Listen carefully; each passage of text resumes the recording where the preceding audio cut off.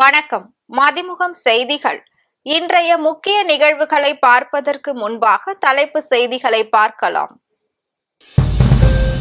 வணிக நிறுவனங்கள் தமிழில் பெயர் பலகை வைக்க முன்வர வேண்டும். முதலமைச்சர் மு.க. ஸ்டாலின் வேண்டுகோள்.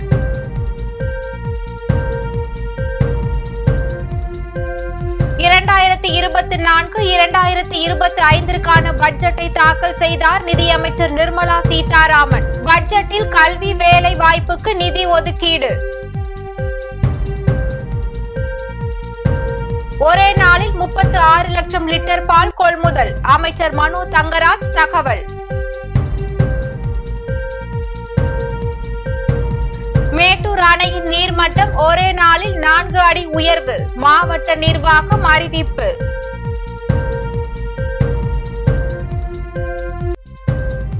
இளைஞர்களுக்காக 2 லட்சம் கோடியில் 5 திட்டங்கள். 1 கோடி பேரை இயற்கை விவசாயத்தில் ஈடுபடுத்த திட்டம். 2024, 2025 ஒன்றிய அரசின் பட்ஜெட்டை 7வது முறையாக நிதியமைச்சர் நிர்மலா சீதாராமன் தாக்கல் செய்தார். மோடி தலைமையில் 3வது முறையாக ஆட்சி அமைந்த பிறகு முதல் பட்ஜெட் தாக்கல் செய்யப்படுகிறது. கடந்த பிப்ரவரியில் இடைக்கால பட்ஜெட் தாக்கல் செய்யப்பட்ட நிலையில் தற்போது முழு பட்ஜெட் தாக்கல் செய்தார் நிதியமைச்சர் நிர்மலா சீதாராமன். ஒன்றிய அரசின் பட்ஜெட்டில் அடுத்த 5 ஆண்டுகளில் 1 கோடி இளைஞர்களுக்கு முன்னணி நிறுவனங்களில் வேலைக்கான பயிற்சி அளிக்கப்படும் என நிதியமைச்சர் நிர்மலா சீதாராமன் தெரிவித்துள்ளார். ஒன்றிய பட்ஜெட்டில் மகளிர் மேம்பாட்டிற்கு நிதி ஒதுக்கீடு, கல்வி வேலைவாய்ப்பு நிதி ஒதுக்கீடு, ஊரக மேம்பாட்டுத் துறைக்கு நிதி ஒதுக்கீடு செய்யப்பட்டுள்ளது. நகரங்கள், கிராமப்புறங்களில் மேலும் 3 கோடி வீடுகள் கட்ட நிதி ஒதுக்கப்படும் என ஒன்றிய பட்ஜெட்டில் நிதியமைச்சர் நிர்மலா சீதாராமன் அறிவித்துள்ளார். MSME நிறுவனங்களுக்கு கடன் உத்தரவாதம் திட்டத்திற்கு 100 கோடி ஒதுக்கீடு செய்யப்பட்டுள்ளதாகவும் நிதியமைச்சர் நிர்மலா சீதாராமன் தெரிவித்துள்ளார். அதனைத் தொடர்ந்து பீகார், ஆந்திரா ஆகிய மாநிலங்களுக்கு பட்ஜெட்டில் சிறப்பு திட்டங்கள் அறிவிக்கப்பட்டுள்ளது. ஆந்திர மாநில வளர்ச்சிக்காக ரூபாய் 15,000 கோடி சிறப்பு நிதி ஒதுக்கீடு செய்யப்படும் எனவும், பீகாரில் விமான நிலையங்கள், மருத்துவ கல்லூரிகள் அமைக்க கூடுதல் நிதி ஒதுக்கப்பட்டுள்ளது என அறிவித்த அவர், பீகாரில் சாலைகள், மேம்பாலங்கள் அமைக்க 26,000 கோடி நிதி ஒதுக்கீடு செய்யப்படும் என ஒன்றிய பட்ஜெட்டில் நிர்மலா சீதாராமன் அறிவித்துள்ளார். பீகார் மாநிலம் கயா பகுதியில் தொழில்துறை முனையம் அமைக்கப்படும் எனவும் அவர் தெரிவித்துள்ளார். மேலும் 4.1 கோடி இளைஞர்களுக்காக 5 சிறப்பு திட்டங்கள் வகுக்கப்பட்டுள்ளன என நிதியமைச்சர் நிர்மலா சீதாராமன் அறிவித்துள்ளார். நாட்டில் வேலை வாய்ப்பை அதிகரிக்க நடவடிக்கை எடுக்கப்படும் என்றும், இளைஞர்கள் நலனுக்காக 5 சிறப்பு திட்டங்கள் வகுக்கப்பட்டுள்ளன என்றும் அவர் கூறியுள்ளார். வணிக நிறுவனங்கள் தமிழில் பெயர் பலகை வைக்க முன்வர வேண்டும் என முதலமைச்சர் மு.க. ஸ்டாலின் தெரிவித்துள்ளார். தமிழ்நாடு வணிகர் நல வாரிய உறுப்பினர்களின் முதல் கூட்டம் முதலமைச்சர் மு.க. ஸ்டாலின் தலைமையில் நடைபெற்றது.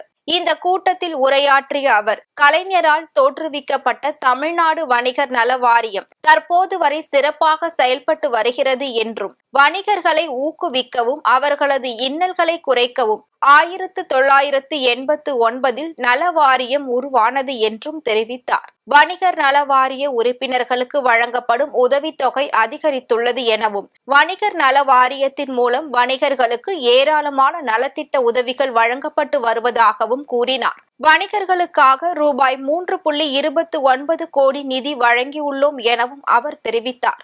நலிவுற்ற வணிகர்களுக்கு பெட்டிக்கடை அல்லது 3 சக்கர வாகனம் வழங்க ரூபாய் 10,000 வரை வழங்கப்படுகிறது. நகர்ப்புற உள்ளாட்சிகளில் உள்ள கடைகளின் குத்தகை காலம் உயர்த்தப்படும். நகர்ப்புற உள்ளாட்சிகளில் உள்ள கடைகளுக்கான குத்தகை காலம் 12 ஆண்டுகளாக நீட்டிக்கப்பட்டுள்ளது எனவும் தெரிவித்தார். வணிகர் நல வாரிய உறுப்பினர்கள் மரணம் அடைந்தால் வழங்கப்படும் நிதி 1 லட்சத்தில் இருந்து 3 லட்சமாக உயர்த்தப்பட்டுள்ளது என்றும் மு.க. ஸ்டாலின் தெரிவித்தார். வணிகத்திற்கு ஊக்கமளிக்கும் வகையில் தமிழ்நாடு அரசு செயல்பட்டு வருகிறது என்றும், தீ விபத்து மற்றும் இதய நோய், புற்றுநோய் சிகிச்சைகளுக்கு நிதியுதவி அளிக்கப்படுகிறது என்றும், சேவை மனப்பான்மையோடு வணிகர்கள் செயல்பட வேண்டும் என்றும் அவர் கேட்டுக்கொண்டார். மேட்டூர் அணையின் நீர்மட்டம் நேற்று 78 அடியாக இருந்த நிலையில் இன்று 82 அடியாக உயர்ந்துள்ளது. கர்நாடகா மற்றும் கேரள மாநிலங்களில் பெய்து வரும் கனமழை காரணமாக தமிழகத்திற்கான நீர்வரத்து அதிகரித்துள்ளது. இதனால் மேட்டூர் அணையின் நீர்மட்டம் தொடர்ந்து அதிகரித்து வருகிறது. இந்நிலையில் தற்போது மேட்டூர் அணையின் நீர்மட்டம் 82.62 அடியை எட்டியது.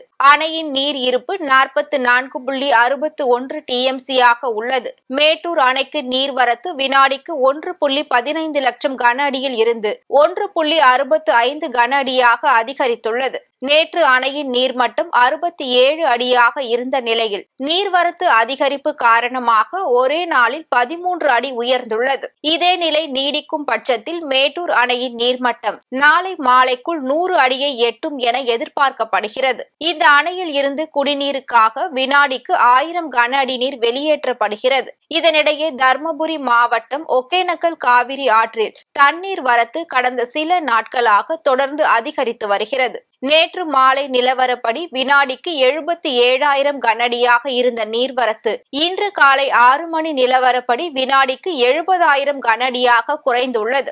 சுமார் 7,000 கன அடி குறைந்துள்ளது. இருந்த போதும் காவிரி நீர்பிடிப்பு பகுதியில் கனமழை பெய்து வருவதால் இன்று மாலைக்குள் மேலும் நீர்வரத்து அதிகரிக்கும் என எதிர்பார்க்கப்படுகிறது. இதனால் மாவட்ட நிர்வாகம் பரிசல் இயக்கவும் ஆற்றில் குளிக்கவும் 8வது நாளாக தடை விதித்துள்ளது. 2024-2025 ஆண்டிற்கான ஒன்றிய அரசின் பட்ஜெட் நாடாளுமன்றத்தில் தாக்கல் செய்யப்பட்டது. 7வது முறையாக ஒன்றிய நிதியமைச்சர் நிர்மலா சீதாராமன் ஒன்றிய பட்ஜெட்டை தாக்கல் செய்தார். 3வது முறையாக பிரதமரான மோடி தலைமையிலான கூட்டணி அரசின் முதல் நிதிநிலை அறிக்கை இதுவாகும். இளைஞர்களுக்காக 5 ஆண்டுகளில் 4.1 கோடி இளைஞர்களுக்கான பிரதமரின் 5 அம்ச திட்ட அமலாக்கத்திற்கு ரூபாய் 2 லட்சம் கோடி ஒதுக்கீடு செய்யப்பட்டுள்ளது என தெரிவித்தார். வேலை வாய்ப்பு, திறன் மேம்பாடு, நடுத்தர மக்களின் நலன், சிறு குறு தொழில் நிறுவனங்கள், கல்வி ஆகியவை பிரதமரின் 5 அம்ச திட்டத்தில் அடங்கும் என கூறியுள்ளார். வேளாண் மற்றும் அது சார்ந்த துறைகளுக்கு 1.52 லட்சம் கோடி பட்ஜெட்டில் ஒதுக்கீடு செய்யப்பட்டுள்ளது என்றும் அரசின் முன்னெடுப்பால் அடுத்த 2 ஆண்டுகளில் 1 கோடி விவசாயிகள் இயற்கை விவசாயத்தில் ஈடுபடுவார்கள். நிலக்கடலை, எள், சூரியகாந்தி உற்பத்தியை அதிகரிக்க சிறப்பு திட்டம் வகுக்கப்படும் என்றும் அவர் தெரிவித்தார். வேலை வாய்ப்புடன் இணைந்த ஊக்குவிப்பிற்கு 3 அம்ச திட்டம் செயல்படுத்தப்படும் எனவும் புதிதாக நிறுவனங்களில் பணிக்கு அமர்த்தப்படும் நபர்களுக்கு 1 மாத ஊதியத்தை அரசு வழங்கும் எனவும் 1 மாத ஊதியம் 15,000ற்கு உட்பட்டு இருக்கும் பட்சத்தில் அரசே வழங்கும் எனவும் இந்த திட்டத்தின் மூலம் 2.1 கோடி இளைஞர்கள் பயன்பெறுவார்கள் எனவும் தெரிவித்தார். அடுத்த 5 ஆண்டுகளில் 20 லட்சம் இளைஞர்களுக்கு திறன் மேம்பாட்டு பயிற்சி அளிக்கப்படும் என்றும் விவசாயத்தில் டிஜிட்டல் தொழில்நுட்பத்தை அமலாக்க மாநில அரசுகளுடன் இணைந்து நடவடிக்கை எடுக்கப்படும் என்றும் காலநிலை மாற்றத்தால் பாதிக்கப்படாத பயிர்களை அறிமுகப்படுத்த திட்டம் வகுக்கப்படும் என்றும் அவர் தெரிவித்தார். பருப்பு, எண்ணெய், வித்து உற்பத்தியில் தன்னிறைவு பெற திட்டங்கள் முன்னெடுக்கப்படும். நாடு முழுவதும் 10,000 உயிரி ஆராய்ச்சி மையங்கள் அமைக்கப்படும் எனவும் நிர்மலா சீதாராமன் தெரிவித்தார். அடக்க விலையை காட்டிலும் 20% லாபத்தில் விவசாயிகளுக்கு குறைந்தபட்ச ஆதார விலை வழங்கப்படுகிறது என தெரிவித்த அவர் வேளாண் உற்பத்தியை அமெரிக்க அரசு தீவிர கவனம் செலுத்தி வருகிறது. இன்றும் பருவநிலையை தாக்குப்பிடித்து வளரும் 102 வகை புதிய பயிர்கள் அறிமுகம் செய்யப்பட உள்ளது என்றும் நிர்மலா சீதாராமன் தெரிவித்தார். தமிழ்நாட்டில் நேற்று ஒரே நாளில் அதிகபட்ச பால் கொள்முதலாக 36.9 லட்சம் லிட்டர் பால் 27 மாவட்ட கூட்டுறவு பால் உற்பத்தியாளர் ஒன்றியங்கள் மூலம் ஆவின் கொள்முதல் செய்துள்ளது என பால்வளத்துறை அமைச்சர் மனோ தங்கராஜ் கூறியுள்ளார். மேலும் பால் உற்பத்தியாளர்கள் கூட்டுறவு சங்கங்களின் உள்ளூர் விற்பனையான 4 லட்சம் லிட்டர் பால் கணக்கில் கொள்ளும் போது தமிழ்நாட்டில் பால்வளத்துறை மூலமாக 40 லட்சம் லிட்டர் பால் கொள்முதல் செய்யப்பட்டு வருகிறது என்றும் தற்போது 2,800 மெட்ரிக் டன் வெண்ணையும் 42,000 மெட்ரிக் டன் பால் பவுடரும் கையிருப்பில் உள்ளது என்றும் தெரிவித்தார். இந்த கையிருப்பை கொண்டு எதிர்வரும் பண்டிகை காலங்களுக்கு தேவையான பால் பொருட்களை பொதுமக்களுக்கு தங்கு தடையின்றி விநியோகம் செய்வது உறுதி செய்யப்படும் என அவர் தெரிவித்தார். மேலும் பொது மக்களுக்கு ஆவினின் அனைத்து வகையான பொருட்களும் தங்கு தடையின்றி கிடைக்க நடவடிக்கை எடுக்கப்பட்டு வருகிறது என்று கூறிய அவர், கூடிய விரைவில் தயிர் மற்றும் பன்னீர் விற்பனையை அதிகரிக்கும் வகையில் மாவட்டந்தோறும் மொத்த விற்பனையாளர்களை நியமிக்க நடவடிக்கை எடுக்கப்பட்டுள்ளது என்று தெரிவித்துள்ளார். திருப்பூரில் அரசு பேருந்தின் கண்ணாடியை உடைத்த தனியார் பேருந்து நிர்வாகத்தை கண்டித்து அரசு பேருந்து ஓட்டுநர் மற்றும் நடத்துனர்கள் போராட்டத்தில் ஈடுபட்டனர். திருப்பூர் மத்திய பேருந்து நிலையத்தில் இருந்து சேவூர் வரை செல்லும் அரசு பேருந்துக்கும் அவிநாசி செல்லும் தனியார் ஆர்கேஜி பேருந்துக்கும் நேர பிரச்சினை காரணமாக அரசு பேருந்தின் மீது தனியார் பேருந்து மோதியதில் பக்கவாட்டு கண்ணாடி உடைந்துள்ளது. இதில் ஆத்திரமடைந்த அரசு பேருந்து ஓட்டுநர்கள் மற்றும் நடத்துனர்கள் தனியார் பேருந்து ஓட்டுநர்கள் மீது நடவடிக்கை எடுக்க கோரி போராட்டத்தில் ஈடுபட்டுள்ளனர். இது குறித்து தகவல் அறிந்து வந்த காவல்துறையினர் பேச்சுவார்த்தை நடத்திய பின்னரே போராட்டத்தை கைவிட்டு மீண்டும் பேருந்துகளை இயக்க தொடங்கினர். இதனால் அப்பகுதியில் பெரும் பரபரப்பு ஏற்பட்டது. 100க்கும் மேற்பட்ட மாற்றுத்திறனாளிகள் மற்றும் முதியோர்களுக்கு நலத்திட்ட உதவிகளை வழங்கிய முக்கணி அறக்கட்டளையின் இஸ்மாயிலை அனைவரும் பாராட்டி வருகின்றனர். கோவையில் முக்கணி மனிதநேய அறக்கட்டளை சார்பாக 12ஆம் ஆண்டு நல்லிணக்க விழா மதுக்கரை அடுத்த சுகுணாபுரம் பகுதியில் உள்ள ரெயின்போ காலனியில் முக்கணி மனிதநேய அறக்கட்டளையின் நிறுவனர் இஸ்மாயில் தலைமையில் நடைபெற்றது. இதில் பல்வேறு பகுதிகளில் உள்ள 100க்கும் மேற்பட்ட மாற்றுத்திறனாளிகள் மற்றும் பார்வையற்றோர், மனநலம் பாதிக்கப்பட்டோர், முதியோர் உள்ளிட்ட பல்வேறு குடும்பத்தினர்களுக்கான நலத்திட்ட உதவிகள் வழங்கப்பட்டது. இதில் தையல் மிஷன் 15 நபர்களுக்கும், பார்வையற்றவர்களுக்கு யாருடைய துணையும் இல்லாமல் தாங்களே இயக்கும் விதமாக நவீன கைக்குச்சிகளும், மாற்றுத்திறனாளிகளுக்கு 3 சக்கர சைக்கிள், அரிசி, மளிகை பொருட்கள் என பல்வேறு நலத்திட்ட உதவிகளும் வழங்கப்பட்டது. அதனைத் தொடர்ந்து தன்னலம் பாராமல் பணியாற்றி வரும் சிறந்த சமூக ஆர்வலர்களுக்கு வாழ்நாள் சாதனையாளர் விருதுகள் வழங்கி கௌரவிக்கப்பட்டது. முக்கணி மனிதநேய அறக்கட்டளை பார்த்தீங்கன்னா கிட்டத்தட்ட 20 ஆண்டுகளாக நாங்கள் செயல்பட்டு வரோம். இதில் வந்து பலப்பட்ட மாற்றுத்திறனாளிகள் நலத்திட்ட உதவிகள் பண்ணிட்டு வரோம். நிறைய பேருக்கு பொட்டி கடை வச்சு தருது, செயற்கைக்கால் வாங்கி தருது, 3 வீல் சைக்கிள் வாங்கி தருது. இதெல்லாம் இல்லாமல் 19 ஃபேமிலியை நாங்கள் வந்து ஒரு 5 வருஷமாக தேர்ந்தெடுத்து அவங்களுக்கு மாதம் மல்லிகை பால் கொடுத்து அவங்கள பராமரிச்சுட்டு வந்துட்டு இருக்கோம். அது மட்டும் இல்லாமல் வருஷத்துக்கு ஒரு தடவை ஆண்டு விழாங்கிற பேரில் இந்த மாதிரி நிறைய மாற்றுத்திறனாளிகளுக்கான நலத்திட்ட உதவிகளும், அப்புறம் நல்லிணக்கத்தை வலியுறுத்தக்கூடிய நிறைய விழிப்புணர்வு நிகழ்வுகளும் நடத்தி சான்றிதழ் கொடுத்து நாங்கள் பண்ணிட்டு வந்துட்டு இருக்கோம். அதே போல் இனி கடந்த காலத்தில் பார்த்தீங்கன்னா எங்களோட ரொம்ப முக்கியமான நோக்கம் வந்து அன்பு சமய ஆதரவற்ற இல்லம் தொடங்குறது தான். இந்த இடத்துல பார்த்தீங்கன்னா 3 வீல் சைக்கிள் கொடுத்துருக்குங்க, பார்வையற்றவங்களுக்கு வாக்கிங் ஸ்டிக் கொடுத்துருக்கோம், முதியோர்களுக்கான வாக்கிங் ஸ்டிக் கொடுத்துருக்கோம். கிட்டத்தட்ட 30 மாற்றுத்திறனாளி குடும்பங்களுக்கு 1 மாதத்துக்கு தேவையான மளிகை பொருள் கொடுத்துருக்கோம். அப்புறம் நிறையா சான்றிதழ் கொடுத்துருக்கோம். மாணவர்களுக்கெல்லாம் தேச ஒற்றுமை வலியுறுத்தியும் இயற்கை சூழல் பாதுகாப்பு குறித்து விழிப்புணர்வு போட்டிகள் நடத்தி அவங்களுக்கான சான்றிதழ் கொடுத்துருக்கோம். சமூக ஆர்வலர்களுக்கெல்லாம் வாழ்நாள் சாதனையாளர் விருது கொடுத்துருக்கோம். இதை போல வருஷம் இதில் 12 வருஷமா நாங்கள் தொடர்ச்சி இந்த நிகழ்வு பண்ணிட்டு இருக்கோம். இதுக்கு மேலே நாங்கள் இன்னும் பண்ணிட்டு இருக்க போறோம். தர்மபுரி அருகே விவசாயிகள் பட்டா கேட்டு மாவட்ட வன அலுவலரிடம் மனு அளித்துள்ளனர். தர்மபுரி மாவட்டம் பாலக்கோடு அள்ளி கிராமத்தை சேர்ந்த 71 விவசாயிகள் கிருஷ்ணகிரி KRP அணைக்கு நிலம் கொடுத்துள்ளனர். அவர்களுக்கு பாலக்கோடு வட்டத்தில் வனப்பகுதியில் நிலம் ஒதுக்கீடு செய்து 60 ஆண்டுகள் ஆகியும் இன்று வரை பட்டா வேண்டி பல முறை மனு அளித்தும் மாவட்ட நிர்வாகம் எந்த நடவடிக்கையும் மேற்கொள்ளாததால் விவசாயிகள் சங்க மாநில தலைவர் ராமகிரவுண்டர் தலைமையில் மாவட்ட வன அலுவலரிடம் மனு அளித்துள்ளனர்.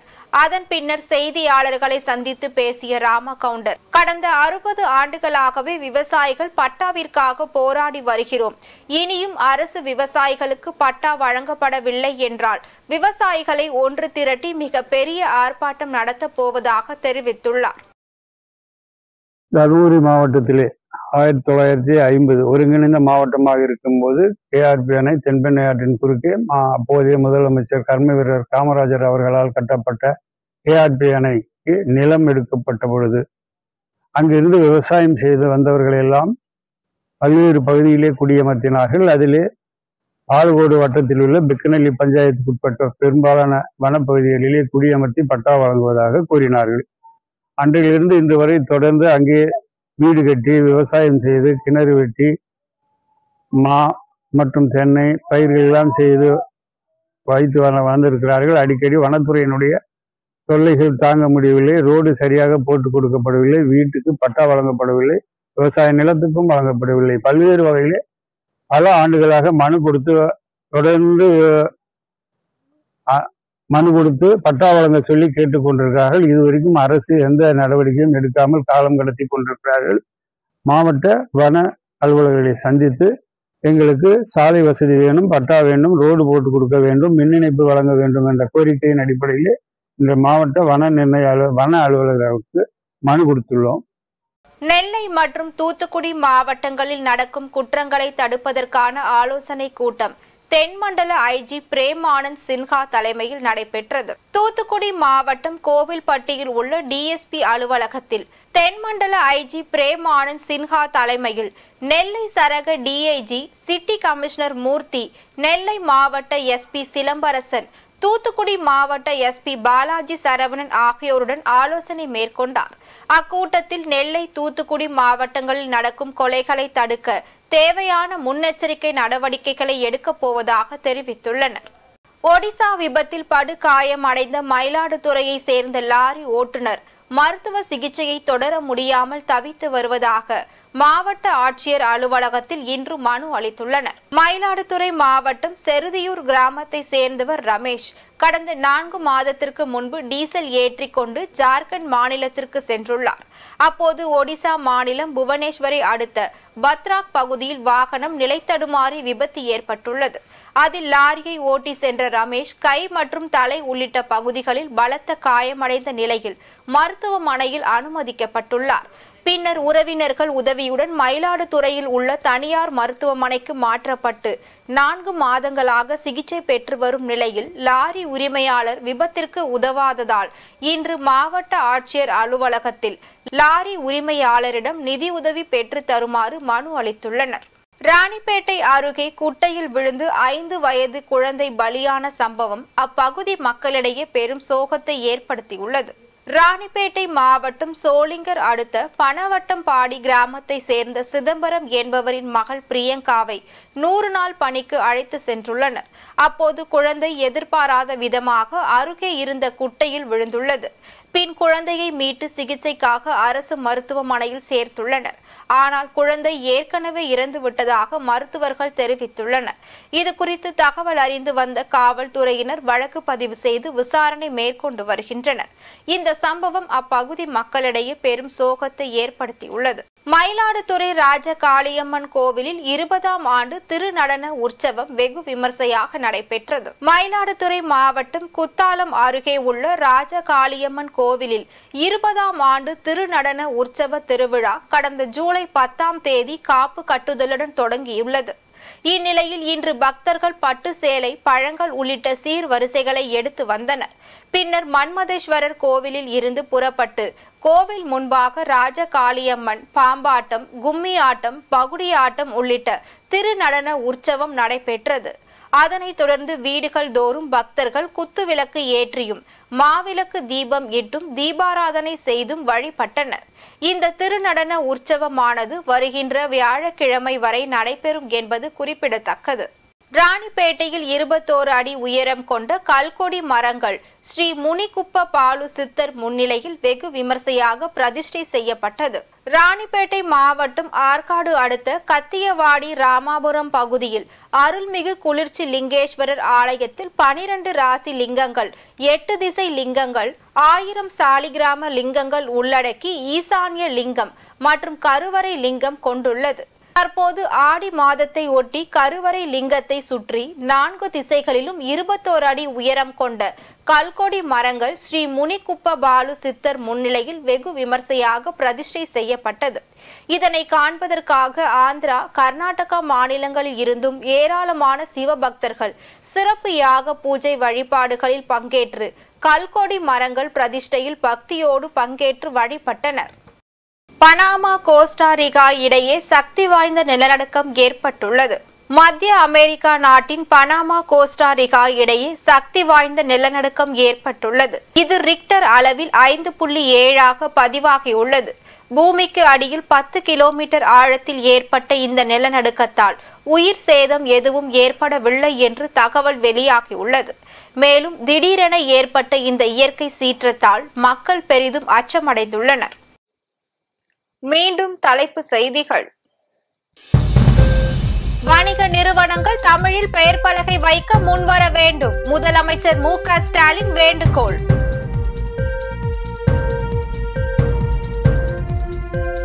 இரண்டாயிரத்தி 2024-2025 பட்ஜெட்டை தாக்கல் செய்தார் நிதியமைச்சர் நிர்மலா சீதாராமன். பட்ஜெட்டில் கல்வி வேலை வாய்ப்புக்கு நிதி ஒதுக்கீடு. ஒரே நாளில் 36 லட்சம் லிட்டர் பால் கொள்முதல். அமைச்சர் மனோ தங்கராஜ் தகவல். மேட்டூர் அணையின் நீர்மட்டம் ஒரே நாளில் 4 அடி உயர்வு. மாவட்ட நிர்வாகம் அறிவிப்பு.